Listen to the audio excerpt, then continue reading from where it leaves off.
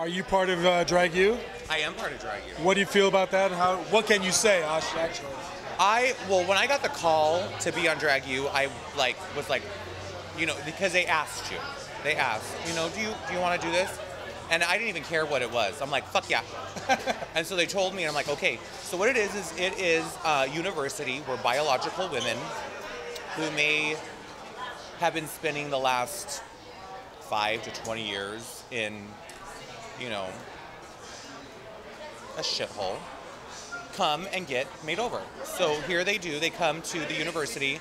RuPaul is the president, and she has selected a group of professors that make over women with the art of drag.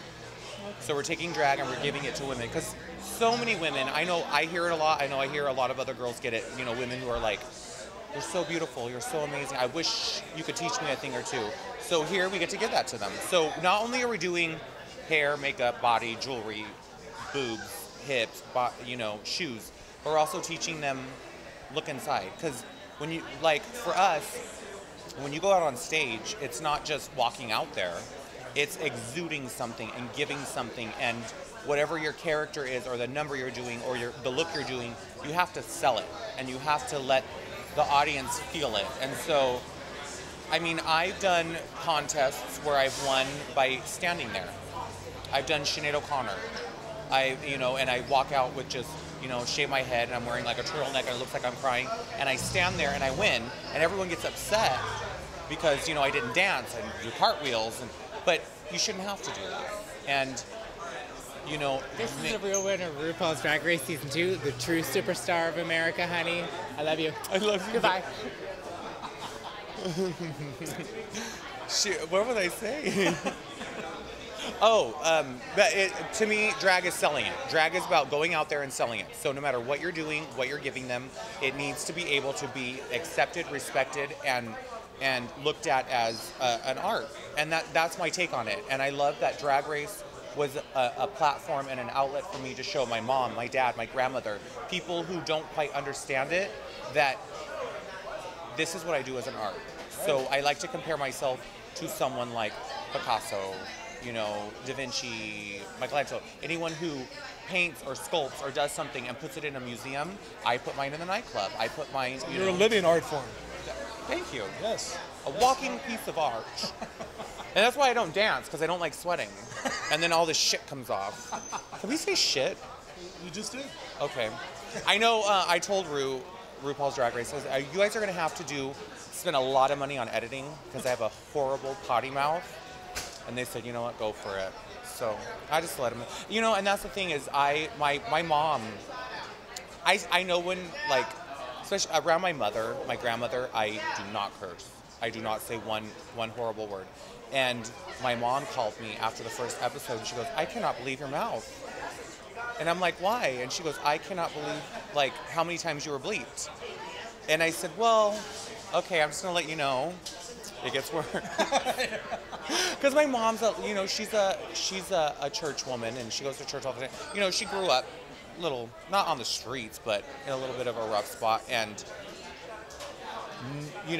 for the past 30 years, 31 now, she's been going to church, and she's very church. She doesn't drink, she doesn't smoke, she doesn't do any of that. So I think it was a little bit of a shock to her. And she didn't really quite get what I did.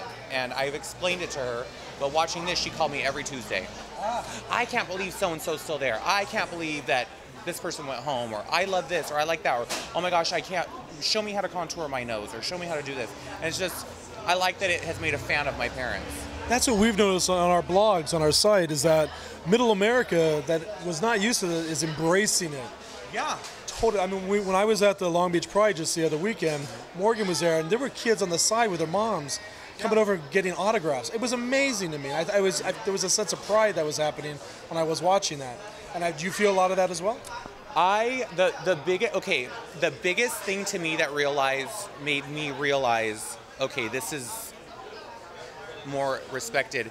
I went into an auto parts store, and I was going to get a headlight, and I walked up to the guy, big guy, and I told him what I needed, and he looked at me and he goes, wait a minute, you're Raven. And I said, yeah.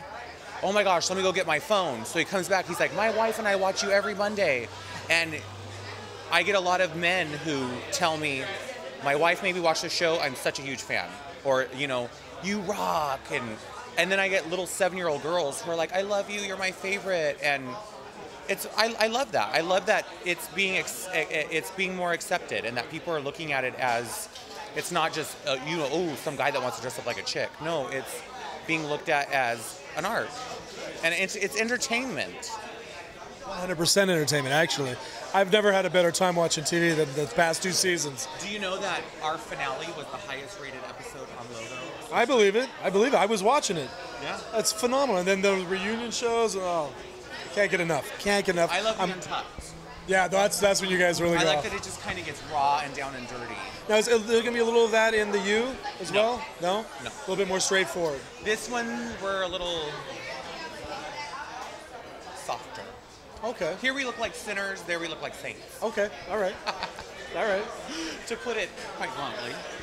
Audience, again, we're here with Raven. Thank you so much for coming to our audience. You're a sweetheart. Thank you so much. Again, you should have won. Just between you and us. Don't say anything.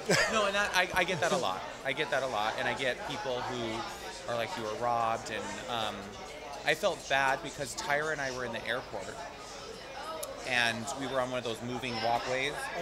Because, you know, sometimes I just want to stand there and get moved around. I don't want to walk. And this guy comes up, and he, like, tells me, you should have won.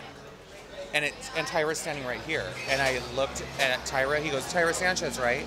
She's like, yeah. He's all, and kept going.